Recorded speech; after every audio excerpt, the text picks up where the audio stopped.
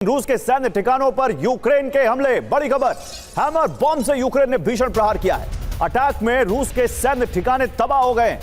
देखिए, hammer bomb से रूस के ठिकानों पर कुछ इस तरह अटैक किया है यूक्रेन ने। तो यूक्रेन भी लगातार अटैक कर रहा है। यूक्रेन लगातार hammer bomb, flamingo missiles, drones, इन सब का इस्तेमाल कर रहा है कि किसी तरह रूस को कमजोर किया जाए।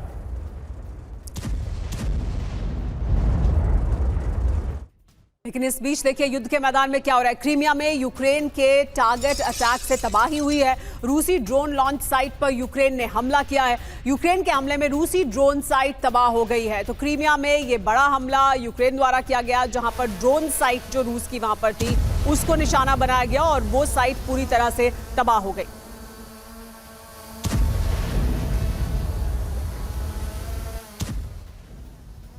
तो देखिए, इतना ही नहीं, रूस के अलग अलग शहरों में यूक्रेन हमले कर रहा है। क्रीमिया और मॉस्को में यूक्रेन ने ड्रोन अटैक किए। तो क्रीमिया से लेकर अगर मॉस्को तक ड्रोन अटैक कर रहा है यूक्रेन, तो इसका मतलब आप समझिए कि रेंज क्या है और किस तरह से वो लगातार यूक्रेन रूस पर दबाव बनाने की कोशिश कर रहा है, उसको प्रेशर में लेने की कोशिश कर रहा है, उस पर ये अटैक कर रहा है। क्योंकि हम ये जानते हैं कि ट्रंप ने बहुत प्रेशर बनाया हुआ है पीस प्लान को लेकर, और कभी भी वो पीस प्लान पर अगर यूक्रेन आता है तो वो चाहता है कि ज्यादा से ज्यादा अपनी जमीन हासिल कर सके या ज्यादा से ज्यादा नेगोशिएशन पावर मजबूत कर सके। एक और बड़ी खबर आपको बता दें, यूक्रेन के हमलों से मॉस्को में ब्लैकआउट हुआ है। तो देखिए, यूक्रेन जो हमले कर रहा है उससे मॉस्को में ब्लैकआउट हुआ है। मॉस्को में ड्रोन अटैक कर रहा है यूक्रेन लगातार, और इसकी वजह से ब्लैकआउट जैसी स्थिति भी पैदा हो गई है मॉस्को में। ये यूक्रेन द्वारा किए जा रहे लगातार ड्रोन अटैक है। ड्रोन का बखूबी इस्तेमाल कर रहा है यूक्रेन युद्ध के मैदान में रूस को नुकसान पहुंचाने के लिए।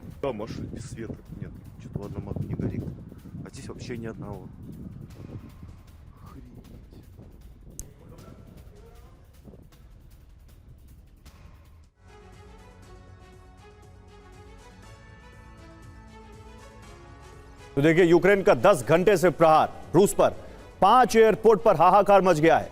रूस में लगातार 10 घंटे से हमले कर रहा है यूक्रेन। लगातार 10 घंटे से यूक्रेन के टारगेट पर हैं रूस के 5 बड़े एयरपोर्ट। मगस, नाल्चिक, व्लादिकावाज एयरपोर्ट पर अटैक किया है उसने। इसके अलावा ग्रोजनी, तांबो एयरपोर्ट पर भी यूक्रेन ने हमले किए हैं। हमलों के बाद रूस ने एयरपोर्ट को बंद किया है। यूक्रेनी हमलों के बाद अलर्ट मोड में आया है रूस। हवाई अड्डों पर मिसाइल हमलों को लेकर अलर्ट जारी किया गया है। ओलेनिया बेलाया एयरबेस से Tu-95 की शिफ्टिंग की गई है। तो यह बता रहा है कि कैसे अपनी रूस की एयर पावर को यहां पर टारगेट कर रहा है यूक्रेन। आइए मेरे साथ, यहां पर हमारे साथ कुछ स्ट्रैटेजी रूम है, उसमें हमारे साथ कुछ स्ट्रैटेजी एक्सपर्ट्स हैं, अलग अलग देशों के एक्सपर्ट्स हैं, उनसे हम बात करेंगे। सबसे पहले मुकेश जी, क्या ये रूस पर यूक्रेन का ये अटैक उस पीस प्लान से पहले का कोई स्ट्रैटेजिक मूव है? कोई यहां पर प्लान है कि किसी तरह ज्यादा से ज्यादा अपनी स्थिति मजबूत की जाए? इन अटैक्स को कैसे देखते हैं आप? दरअसल आपने नोट किया होगा कि चाहे पीस प्लान हो, ट्रंप पुतिन की वार्ताएं हो, या फिर जेलेंस्की का अमेरिका दौरा हो, उनमें युद्ध पर कोई असर नहीं आया है। पीस प्लान एक तरफ है और जो रूस की योजना है, यूक्रेन की युद्ध योजनाएं हैं, वो दूसरी तरफ हैं। तो इन दोनों के बीच में अगर हम लोग कोई कड़ी जोड़ेंगे तो वो ये है कि इस पीस प्लान पर को लेकर ट्रंप ने अपनी पूरी इज्जत दांव पर लगाई हुई है।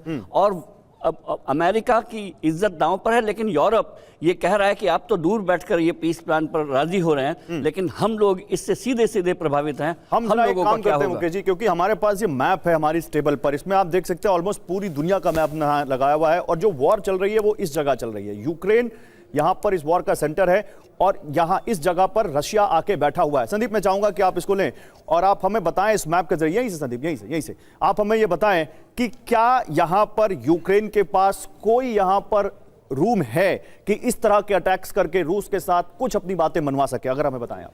देखिए, यदि प्रेशर टैक्टिक्स की बात करें तो हमें मालूम है कि यूक्रेन का जो ईस्टर्न बॉर्डर है, यहाँ पर ऑलरेडी रशिया का अपना एक कब्जा है, एक बढ़त है।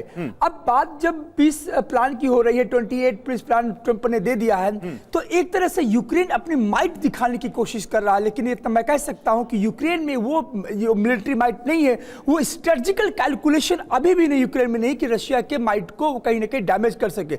लेकिन हम इतना जरूर कर सकते हैं कि आज से 3 साल पहले जो रशिया यूक्रेन के अंदर घुस कर मारता था, क्यों तक पहुंच गया था, आज वो मॉस्को तक यूक्रेन पहुंच गया है। अगर रशिया यूक्रेन कीव तक घुस के मारता था, इसका मतलब ये थोड़ी ना कि आज नहीं घुस सकता। हो सकता है वो भी कोई उनका स्ट्रैटेजिक मूव हो, कोई वेल प्लान हो, कोई प्लान हो जिसकी वजह से वो वापस आए, उनको लगा हो कि कीव तक जाने में हमारा कोई फायदा